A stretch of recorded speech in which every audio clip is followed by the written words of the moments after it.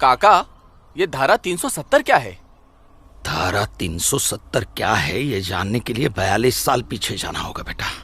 अंग्रेजों ने to nation theory के तहत हिंदुस्तान के दो टुकड़े कर दिए, एक हिंदुस्तान और पाकिस्तान। पाकिस्तान की बहुत इच्छा थी कि जम्मू कश्मीर का विलीनीकरण पाकिस्तान में हो जाए, और राजा हरि सिंह चाहते थे कि कश्मीर एक स्वतंत्र देश रहे। वो न हिंदुस्तान में विलीन होना चाहते थे न पाकिस्तान में, और तब पाकिस्तान ने खूनी खेल खेला। अक्टूबर 1947 में पठानी कबायलियों को जम्मू कश्मीर के खिलाफ उकसाया, कश्मीरी पंडितों का कत्लेआम करवाया। ऐसे हालात देखकर राजा हरि सिंह ने घबराकर नेहरू जी से कहा, कृपा करके आप कश्मीर को बचा लीजिए। मैं ऐसे हालात में चाहता हूं कि कश्मीर का विलीनीकरण भारत में ही हो जाए, सेना भेजिए। लेकिन जब तक भारतीय सेना कश्मीर पहुंची बहुत देर हो चुकी थी। न जाने कितने कश्मीरी पंडितों का कत्लेआम हो चुका था। कश्मीर का 1/3 हिस्सा पठानी कबायलियों ने अपने कब्जे में कर लिया था। लेकिन अपनी इस नीच हरकत के बाद भी पाकिस्तान बाज नहीं आया।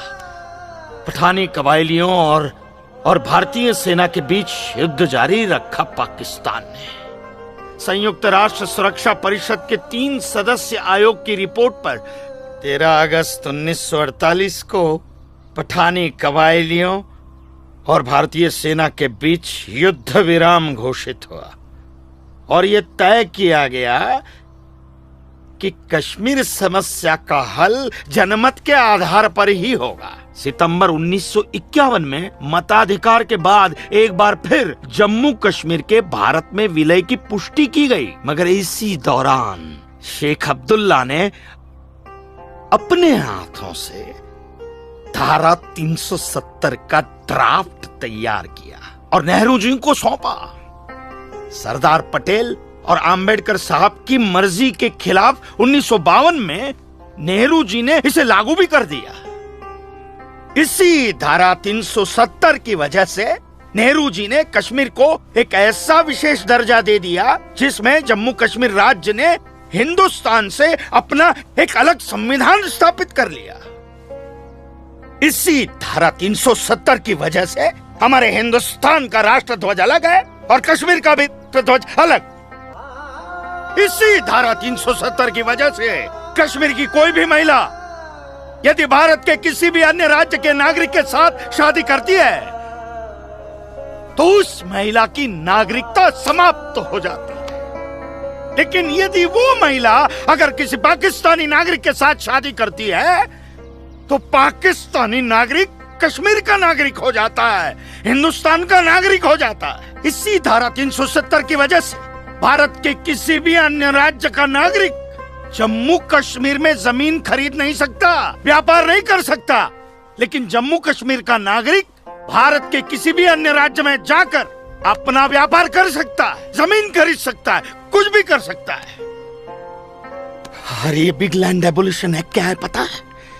यदि जम्मू कश्मीर का कोई भी मुसलमान जमीन ठेके पर लेकर खेती करता है तो कश्मीर की सरकार उस हिंदू को बिना मुआवजा दिए वो जमीन जबरन उस मुसलमान को दे सकती है। ये है बिग लैंड एबोल्यूशन एक्ट, ये है धारा 370-35 से, और इसी का नतीजा है ये गिरधारी जी का फैसला। और सिर्फ यही नहीं, ये जो सरकार की ऋण निरस्तीकरण योजना है ना, इसके अंतर्गत उन सारे मुसलमानों का कर्जा माफ कर दिया जाएगा जो उन्होंने हिंदुओं से लिया। बताइए। सरकारी नौकरियों में 5% का आरक्षण हम हिंदुओं के लिए किया है। सारे हिंदू कश्मीर से चले जाएं, यही चाहता है पाकिस्तान और यही चाहते थे शेख अब्दुल्ला।